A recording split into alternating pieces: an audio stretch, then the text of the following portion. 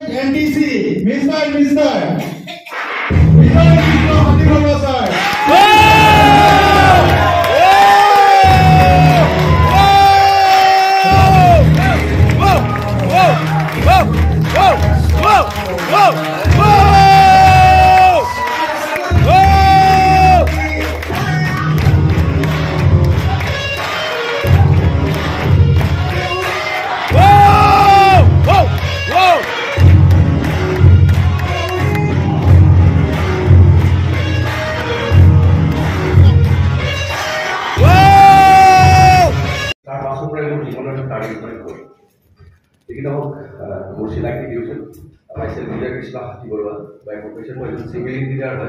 চাকৰি কৰিও আজি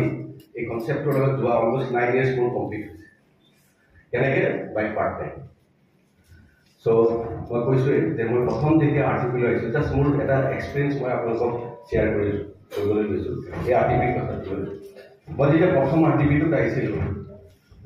তেতিয়া মোক একচুৱেলি লৈ আহিছিলে this none other than mister Debajit Gogoi sir সকলোৱে চাগে চিনি পায় ত' তেখেতৰ কাৰণে এটা বিগ ক্লেপ হ'ব লাগে তেখেতে এই মঞ্চত মোক চিনাকি কৰি দিছিলে যে প্ৰথমে যেতিয়া মই জানে মই চাকৰি কৰি আছোঁ কোনো সময় নাই আপোনালোকক কয় নকয় বহুতে কয় যে টাইম নাই মোৰ তেনেকৈ কয় ডেফিনেটলি ত' মই তেওঁক কৈছিলোঁ কিন্তু তেখেতে মোক এৰি দিয়া নাছিলে অলমষ্ট 6 months তেখেতে মোৰ পাছত লাগি আছিলে তেতিয়া মোক কৈছোঁ যে মই চাকৰি আৰু গতিকে মই কি হ'ল মই বিজনেছ কৰিব নোৱাৰোঁ কাৰণ প্ৰব্লেম আছে কিছুমান চ' যি কি নহওক মোৰ বিজনেছ যিটো একচুৱেলি দেৱজিৎ গগৈ একচুৱেলি মোৰ ব্ৰাদাৰ ইন ল হয় চ' বায়ে মোক এটা আই ডি কৰি দিলে তাৰপিছত দুদিনমানৰ পাছত দেখা পালোঁ যে সেই আই ডিটোত অলপমান পইচা সোমাইছে অলমষ্ট 500 মান টকা নেগলিজিবল এমাউণ্ট কিন্তু একচুৱেলি কি হৈছিলে সেই সময়ত মোৰ কিছুমান হেল্থ ইছ্যু আছিলে হেল্থ ইছ্যু মোৰ আপোনালোকে জানে যে শ্লিপ ডিছৰ প্ৰব্লেম থাকে মানুহৰ চ' মোৰ শ্লিপ ডিছৰ প্ৰব্লেম আছিলে আৰু মই শ্লিপ ডিছৰ যিটো মোৰ চাৰ্জাৰী হৈছিলে 3 times হৈছিলে 2003, 2009 and 2012 তেতিয়া এমআই লেভেল অহাই নাছিল চ' তেতিয়া মই কিছুমান মেডিচিন লৈ আছিলোঁ যাৰ কাৰণে কিছুমান হেল্থ ইছ্যু হ'ল যেনেকৈ আপোনালোকে জানে নে পেইন কিলাৰ খালে কি হয় গেছ হয় বহুত ধৰণৰ প্ৰব্লেম আহে চ' মই যেতিয়া এই আমাৰ প্ৰডাক্ট ইউজ কৰা আৰম্ভ কৰিলোঁ চ' মই ৰিজাল্ট পোৱা আৰম্ভ কৰিলোঁ আৰু যেতিয়া মই ৰিজাল্ট পোৱা আৰম্ভ কৰিলোঁ মোৰ কি আহিলে সেই ফেট লেভেলটো মানে আগবাঢ়ি গ'ল চ' তেতিয়া মই ভালকৈ চালোঁ চ' ঠিক সেই সময়তে মোক এজন বিশেষ ব্যক্তিক চিনাকি কৰাই দিছিলে দেৱজিৎ গগৈ ছাৰে is none other than mister সৃজন সিং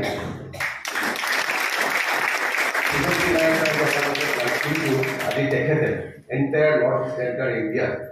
এখন ডাঙৰ এম্পায়াৰ কৰি থৈ গ'ল য'ত আজি হাজাৰজন ব্যক্তি কৰোড়পতি হ'বলৈ সক্ষম হৈছে চ' তেনেকুৱা এজন মহান ব্যক্তি চ' তেখেতৰ লগত মোৰ এটা আন্তৰিকতা বাঢ়ি গৈছিল এটা বন্ধুত্ব হৈছিল চ' তাৰ পাছৰ পৰাই মই কি হ'ল এই নেটৱৰ্ক মাৰ্কেটিঙত কি কৰিলোঁ আৰম্ভ কৰিলোঁ জাৰ্ণিটো চ' ৱেলকাম টু অল চেম্পিয়নছ আজি আপোনালোক চেম্পিয়নছ হয় নহয় চেম্পিয়নছ হোৱাৰ কাৰণে আজি আপোনালোকে ইয়াত বহি আছে so' part time to full time মোৰ এই এনটিচি জাৰ্ণিটো যেতিয়া মই আৰম্ভ কৰিছিলোঁ বহুতে মোক কৈছিলে যে তুমি চাকৰি কৰা এটা ভাল চাকৰি কৰা চাকৰি কৰাৰ পাছত যে আপুনি এই কামটো কিয় কৰিব ইভেন মোৰ ঘৰতে মোৰ মিছেছেও কৈছিলে হয় মোৰ টাইম নাই কিন্তু তাৰ পাছত মই 2 ঘণ্টা মাত্ৰ ইভিনিং টাইমটো দিছিলোঁ চ' আমি সকলোৱে ইনকাম কৰি আছোঁ আপোনালোকে ইনকাম নিশ্চয় কৰিছে নহয় জানো ইয়াত থকা প্ৰতিজন ব্যক্তিয়ে হয়তো কোনোবা এজন চাকৰিয়াল হ'ব পাৰে কোনোবা এজন ব্যৱসায়ী হ'ব পাৰে আৰু কোনোবা কি আছে গৃহিণী আছে নহয় জানো মেক্সিমাম একিজ আছে চ' মেক্সিমাম কি হয় তেওঁলোকে ঘৰতে থাকি কাম কৰি এটা এক্সট্ৰা ইনকামৰ কাৰণে আপোনালোকে আগবাঢ়িছে সেইটো আমি সকলোৱে ইনকাম কৰিছোঁ যদি আমি চোৱা যায় এবাৰ যিটো আমাৰ ৰবাৰ্ট কিয়ছাকি যিটো কৈছিলে আমাৰ চ'ৰ্চ অফ ইনকাম ত' সেইটো ৱৰ্ল্ডৰ যিমান ইকনমিষ্ট আছে সেইটোৱে কৈছে মেইন চ'ৰ্চ অফ ইনকাম কি আছে আমাৰ চেলাৰী আমি কি হ'ল চাকৰি কৰিলে কি পাওঁ আমি দৰমহা পাওঁ দেন কি আছে আমাৰ হাউচ প্ৰপাৰ্টি মোৰ ঘৰ আছে নহয় জানো এটা বিল্ডিং আছে মই ভাড়া দিছোঁ মোৰ দোকান আছে কমাৰ্চিয়েল এৰিয়াত মই কি পাম ৰেণ্ট পাম নহয় জানো ৰেণ্ট ইনকাম দেন কি আছে কেপিটেল গেইন বহুতে কি কৰে যে আপোনাৰ অলপ কেপিটেল আছে পইচা আছে আপুনি কি কৰিব বেংকত ফিক্সড ডিপজিট কৰিব নতুবা কি কৰিব আপুনি ষ্টকছ কিনিব, শ্বেয়াৰ মাৰ্কেটত লগাব। চ' এইখিনি হ'ল আমাৰ capital গেইনছ।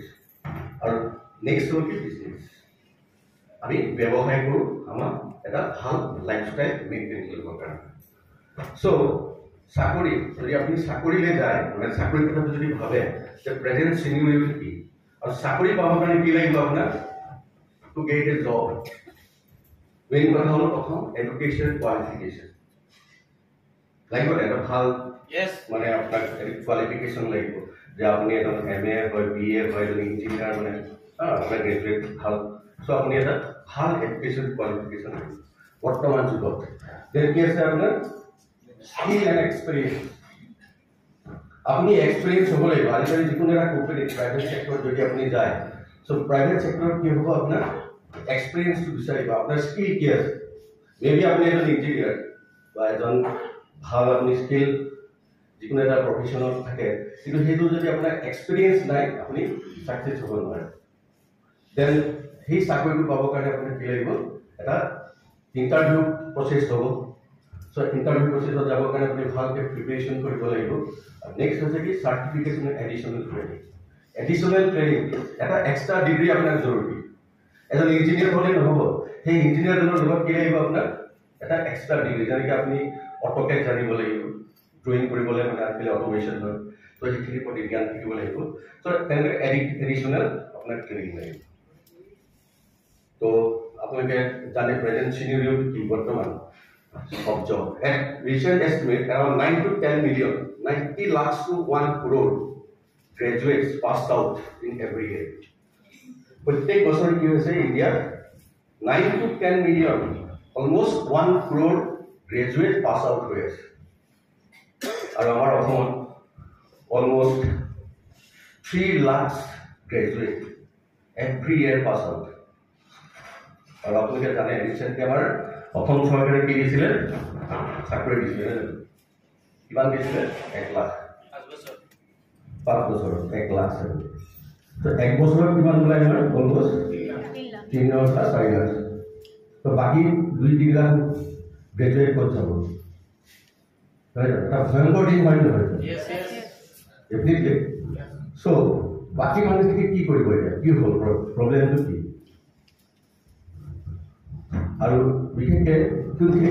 Engineer, technical persons, arts, science, commerce, management, medical.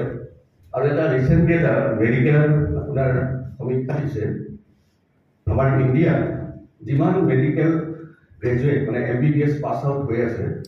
দুদিনমানৰ পাছত কি হ'ব, সেই মেডিকেল ষ্টুডেণ্টখিনিও তেওঁলোকো জবলেছ হ'ব। এটা ভয়ংকৰ দিন।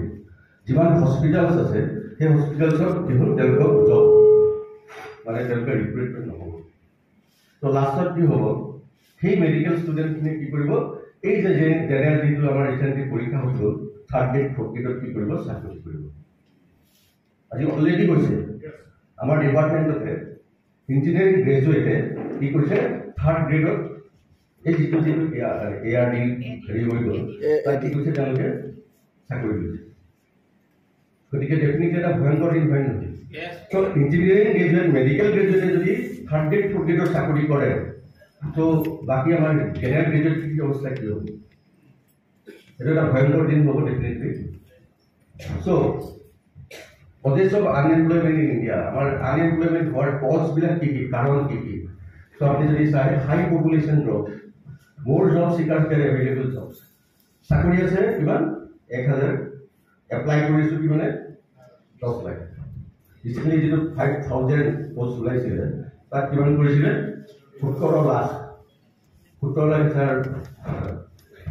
দিছিলে ইণ্টাৰভিউ, তাৰ মাজত কিমানজনে ক'লে 500। চ' এটা ভয়ংকৰ দিন ছাৰ। দেন কি আছে আপোনাৰ, আজি আমাৰ অসমীয়া ল'ৰা বহুত এনেকুৱা ল'ৰা ছোৱালী আছে,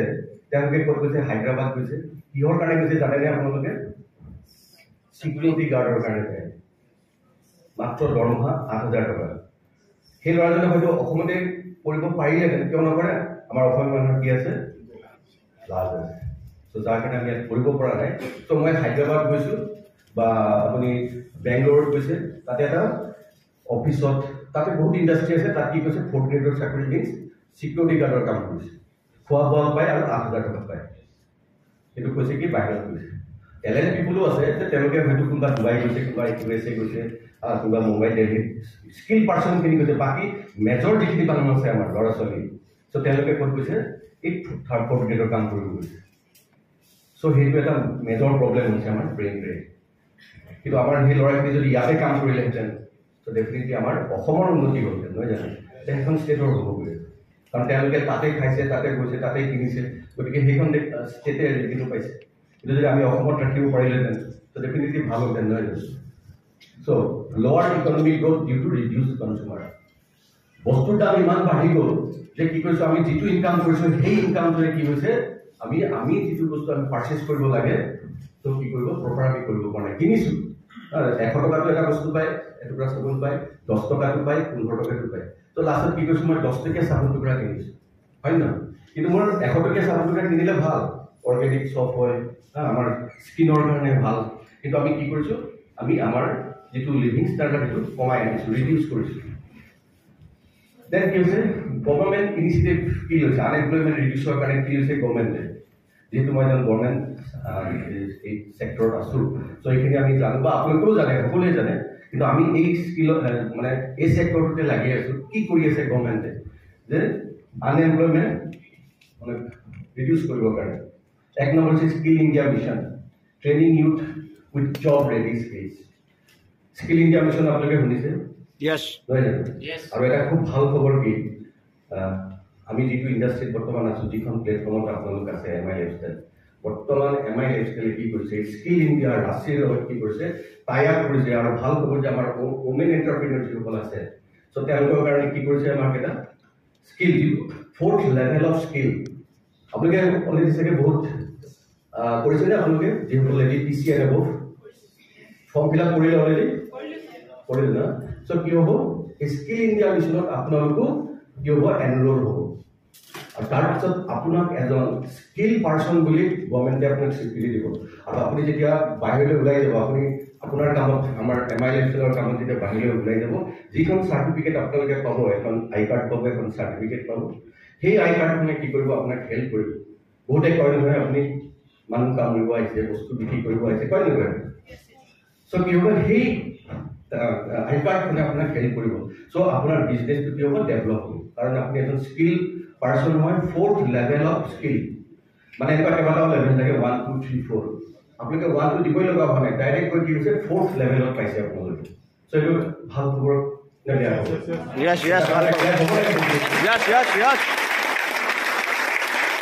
কাৰণ আজি আপুনি নজনাকে MI লাইফষ্টাইলত আহি জইন হ'ল আৰু কি হ'ল আপুনি গভৰ্ণমেণ্ট অফ ইণ্ডিয়াৰ যিটো স্কিল ইণ্ডিয়া মিছন তাত আপোনালোকে ভাগিদাৰী হ'ল মানে এটা পজিশ্যনত আহি গ'ল 4th লেভেল অফ স্কিল আহি গৈছে যিটো কৰিবৰ কাৰণে গোটেই ইণ্টাৰভিউ দিব লাগিব প্ৰথম পাব 1 নম্বৰখন মানে তলৰ পৰা আহিব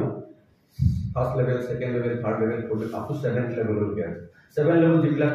IT পাৰ্চনছ টপ ৰেংক যিবিলাক আছে তেওঁলোকে পায় চ' যি নহওক গভৰ্ণমেণ্টে কৰিছে Mudra Yojana loans for small business and startups এতিয়া বৰ্তমান ষ্টাৰ্টআপৰ যুগ আমি সৰু সুৰা ব্যৱসায় আৰম্ভ কৰিবৰ কাৰণে গভৰ্ণমেণ্টে কি কৰিছে মুদ্ৰা যোজনা চ' তাত আপোনালোকে এপ্লাই কৰিলে লোন পাব পাৰে দেন MGNREGA আপোনালোকে দেখিছে গাঁও অঞ্চলত চ' তাত কি কৰিছে বহুতো এটা গোট কৰিছে 10-12 জনৰ চ' তেওঁলোকে ধৰি লওক এটা পুখুৰী খান্দিছে বা এটা ৰাস্তাত মাটি কাটিছে নহয় জানো চ' তাত এটা আপোনালোকে এটা ৱেজেছ পায় কিমান পায় 100 কিমান টকা নে 200 কিমান টকা পায় কিন্তু সেইটো একচুৱেলি আপোনাৰ নিডছ ফুলফিল নকৰে বা গভৰ্ণমেণ্টে কৰিছে reduce to unemployment then make in India encouraging manufacturing and job creation make in ইণ্ডিয়াত কি কৰিছে আমাৰ ভাৰতবৰ্ষতে কিছুমান বস্তু বনাইছে যেনেকৈ আমি চাইনাৰ পৰা বস্তু আহে সৰু সুৰা পুতলা হওক খেলা ধূলা সামগ্ৰী হওক চ' কি কৰিছে বাহিৰৰ পৰা আনে চ' সেইটো মেক ইন ইণ্ডিয়াৰ আণ্ডাৰতে গভৰ্ণমেণ্ট অফ ইণ্ডিয়াই কি কৰিছে আপোনাক হেল্প কৰিছে to grow' your business then startup India supporting entrepreneurship এতিয়া চাওক আমিও এতিয়া ষ্টাৰ্টআপ এটা কৰি আছোঁ MI লাইফষ্টাইলত আপোনালোকে ফাৰ্ষ্ট ষ্টেপ দিছে চ' আপোনালোকে কি কৰিছে এটা ষ্টাৰ্টআপ কৰিছে তাৰমানে আপোনালোকৰ এংগলটো এনেকুৱা হ'ব লাগিব যে আপুনি এনেকুৱা এটা ইণ্ডাষ্ট্ৰীত আছে য'ত ষ্টাৰ্টআপত আপুনি ধৰি দিছে হয় নহয় গোটেই কয় এইবিলাক টাৰ্মবিলাক আচলতে ইউজ কৰিব লাগে আপোনালোকে যেতিয়া আপুনি এটা ব্যৱসায় কৰিব গৈছে বহুতে কয় যে এই মানুহ জইন কৰা ব্যৱসায় বস্তু বিক্ৰী কৰা আৰু ভাই আমি ষ্টাৰ্টআপত আছোঁ গ্ৰেট আচলতে আমি প্ৰাউড ফিল কৰিব লাগে আচলতে এনেকুৱা স্কিল ইণ্ডিয়া মিছনত আমি আছোঁ সেই বস্তুখিনি আপোনালোকে কি কৰিব লাগিব আপোনালোকৰ নামি ঠিক আপোনালোকে জনাব লাগিব সেইটোৱে কথা যিটো আপোনালোকে অলৰেডি স্কিল ইণ্ডিয়া মুদ্ৰা এইখিনি আমাৰ লগো হয় চাই ল'ব এবাৰ চ' গভৰ্ণমেণ্টেও কি কৰিছে আনএমপ্লয়মেণ্টৰ কাৰণে কৰি আছে চ'